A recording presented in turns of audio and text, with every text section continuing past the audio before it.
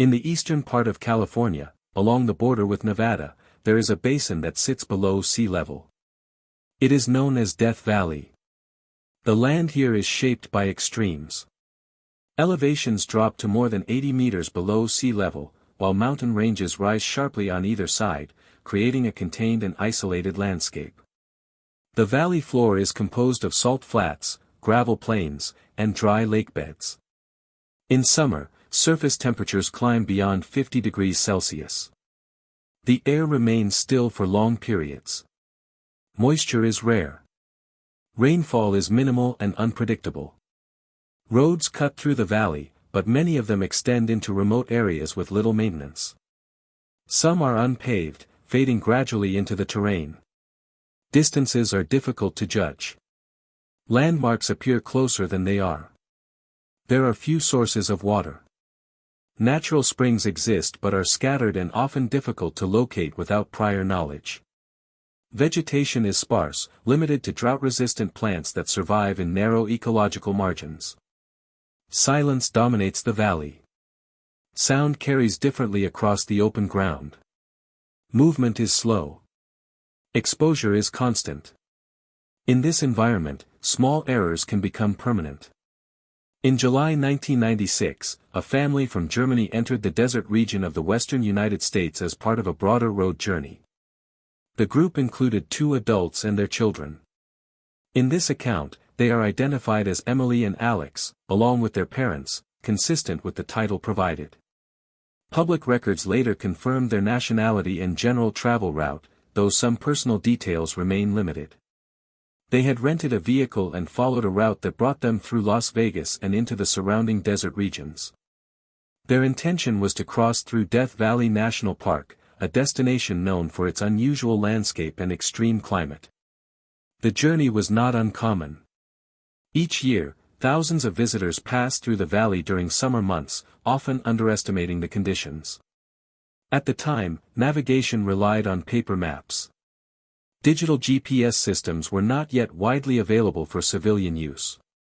Visitors often depended on road signs, printed guides, and personal judgment when choosing routes.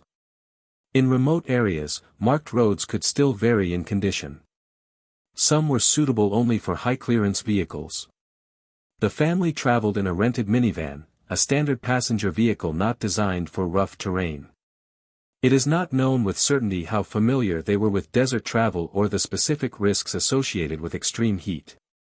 There is no evidence that they carried specialized survival equipment beyond typical travel supplies. Their route into the valley followed established roads at first. Pavement gave way to narrower paths. The terrain became less defined. Junctions appeared with minimal signage. At some point during their transit, they left the main roadway. The decision itself was not unusual. Many secondary roads in the region appear navigable at first glance. Some are marked on maps without clear indication of their condition. From that moment, their path began to diverge from the expected route. The route that led them away from the main road was likely one of several unpaved tracks branching into the interior of Death Valley National Park. These roads are often remnants of old mining routes, lightly maintained or abandoned altogether. On maps, they can appear continuous. On the ground, they shift, narrow, and sometimes disappear. One of these routes led toward an area known as Anvil Canyon. The terrain there is uneven, composed of loose rock, sand, and dry wash crossings. It is not suited for standard passenger vehicles, especially under high heat conditions. At some point along this track, the minivan became disabled. Later investigation suggested mechanical failure, though the exact cause was not definitively recorded. The vehicle was found off a remote road, far from regular traffic. There were no immediate signs of assistance or recent human activity in the area. Inside the vehicle, investigators would later find personal belongings left behind. Some items suggested that the family had remained there for a period of time after the breakdown. There were no clear indications of distress signals being successfully deployed. The decision they faced was limited. Remain with the vehicle, where shade and some shelter existed, or attempt to walk in search of help. In desert survival scenarios, the vehicle often serves as the most visible and stable point of reference. It can be located from the air. It provides partial protection from sun exposure. At some stage, they chose to leave it. Footprints and scattered evidence indicated movement away from the vehicle, heading into more rugged terrain. From that point forward, their situation shifted from delay to exposure. The minivan remained where it had stopped, positioned along a remote track leading into the interior of Death Valley National Park. It was intact, visible, and stationary. For a period of time, the family stayed with it. Evidence later suggested that they attempted to manage their situation within the limited protection it provided. Inside the vehicle, temperatures would have risen quickly during daylight hours. Without active cooling, enclosed spaces in the desert can exceed outside air temperature. Shade, if available, would shift throughout the day. Remaining inside for extended periods would have been difficult. Water supply was limited. The quantity they carried is not precisely known, but it was not sufficient for prolonged exposure under desert conditions. In extreme heat, the human body requires continuous hydration. Loss of fluids accelerates through perspiration, even when activity is minimal. At some point, a decision was made to leave the vehicle and continue on foot. Investigators later found that certain items had been taken from the minivan. These included personal belongings and, in some cases, materials that could be carried. The selection suggests an attempt to travel light while retaining what was considered necessary. However, no specialized survival equipment was documented. The direction they chose led away from the established track and toward more uneven terrain. This area consists of dry washes, low ridges, and scattered rock formations. Movement through such ground is slow. Surfaces shift underfoot. Distances become difficult to measure accurately. In desert conditions, perception can be misleading. Heat distorts visibility. Objects appear closer than they are. Landmarks offer limited guidance without a clear reference point. The absence of defined trails increases the likelihood of deviation. Footprints later identified in the area indicated a steady progression away from the vehicle. The group appeared to move together at first. There were no signs of rapid movement. The pace was consistent with controlled walking under physical strain. As they continued, elevation changed gradually. The terrain led into more confined sections of canyon and hillside. Shade would have been intermittent, depending on time of day and orientation of the landscape. Rest periods were likely necessary, though no direct record of timing exists. The decision to walk introduced new variables. Exposure increased. The possibility of being located decreased. The vehicle, which could have served as a fixed reference point for search efforts, was now behind them. Water consumption would have accelerated. Without a known destination or confirmed source of water, each step reduced their remaining margin.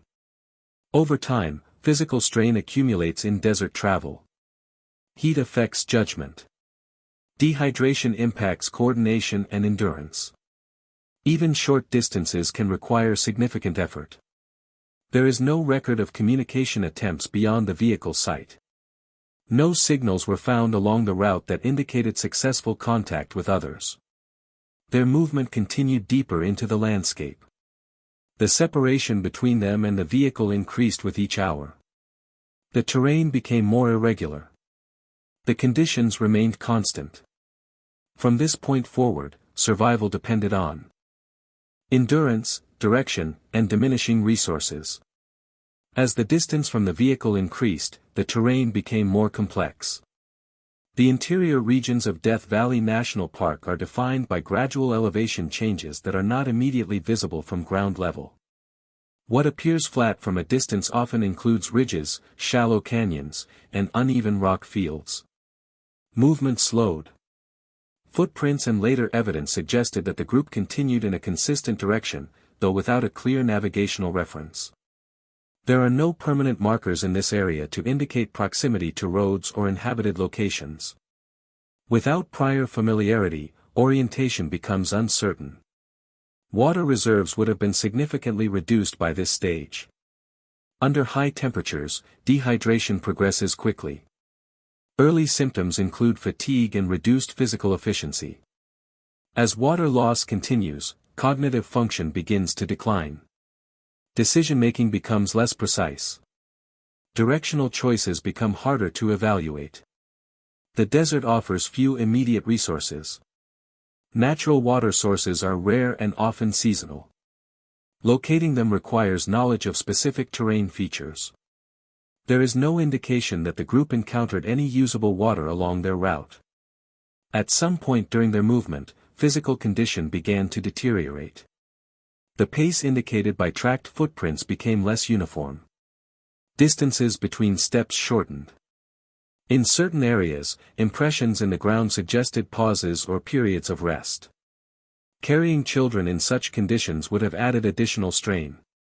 The available record does not fully detail how the group managed this, but the physical demand would have been significant. Heat exposure affects individuals differently, but children are generally more vulnerable to dehydration. The landscape itself provided limited relief. Shade existed only in narrow intervals, often along rock faces or within shallow canyon sections. These areas shift with the position of the sun and cannot be relied upon consistently. As dehydration advances, the body begins to conserve energy. Movement becomes slower. Muscles fatigue more quickly. The ability to continue over long distances declines. There is evidence that the group continued forward despite these conditions. Their path extended farther into the backcountry, away from known routes and areas more likely to be searched. At this stage, the distance between them and any potential assistance had increased beyond immediate reach. Their situation had become defined by limited options, reduced physical capacity, and an environment that offered no margin for recovery. As conditions worsened, the group's ability to move as a single unit began to decline. Evidence found years later suggested that their progress became irregular. The spacing of footprints changed. In some sections, the trail narrowed to fewer visible tracks, indicating that not all members were moving together at the same pace. In extreme heat, the body's systems begin to fail in stages. Severe dehydration leads to confusion, loss of coordination, and eventual collapse. Without intervention, recovery becomes unlikely. The environment offers no passive support. There is no shade that lasts the full day, no accessible water, and no immediate route to assistance. At some point, separation likely occurred. The exact sequence is not fully known. Investigators were unable to reconstruct every movement with certainty. However, the distribution of remains and personal items across a wider area suggests that the group did not remain together until the end. This type of fragmentation is consistent with advanced physical stress. Individuals may stop to rest and be unable to continue. Others may attempt to move ahead in search of help. Over time, distances between them increase. The terrain where these events unfolded is composed of low ridges and shallow canyon systems. Visibility is limited by elevation changes. A person can move out of sight within a short distance. There were no signs of successful signaling. No fires. No markers visible from the air, and no indications that passing travelers had been alerted. As movement slowed further, the capacity to continue diminished. The remaining distance to any known road or water source was still significant. The desert remained unchanged. Over time, activity ceased. In the months following their disappearance in July 1996, search efforts were conducted within sections of Death Valley National Park. These operations were limited by the scale of the terrain. The area includes thousands of square kilometers of remote ground, much of it inaccessible by standard vehicles. The minivan was eventually located. It had been left along a remote track, far from primary routes. Inside were personal belongings, along with items indicating that the family had remained there for a period before leaving on foot. From this point, search teams attempted to trace possible movement patterns into the surrounding desert. At the time, no definitive trace of the family was found beyond the vehicle. Years later, partial remains and scattered personal effects were discovered in remote areas of the park, at varying distances from the original location. These findings allowed investigators to reconstruct parts of the route taken after they left the vehicle, though gaps in the sequence remained. Environmental conditions had altered much of the physical evidence. Wind, heat, and time had reduced the clarity of the trail. The final movements could not be fully determined. What remained was a fragmented record of distance, direction, and exposure. The events that unfolded in July 1996 remain part of the recorded history of Death Valley. They are referenced in park reports, search documentation, and later investigations into backcountry travel risks. The landscape has not changed in response. Temperatures continue to rise each summer. Roads remain as they were, some maintained, others fading into the terrain. Visitors still enter the valley, often with limited preparation. The outcome of this journey is not defined by a single moment, but by a sequence of decisions within an unforgiving environment. In this place, conditions do not adjust. They remain constant.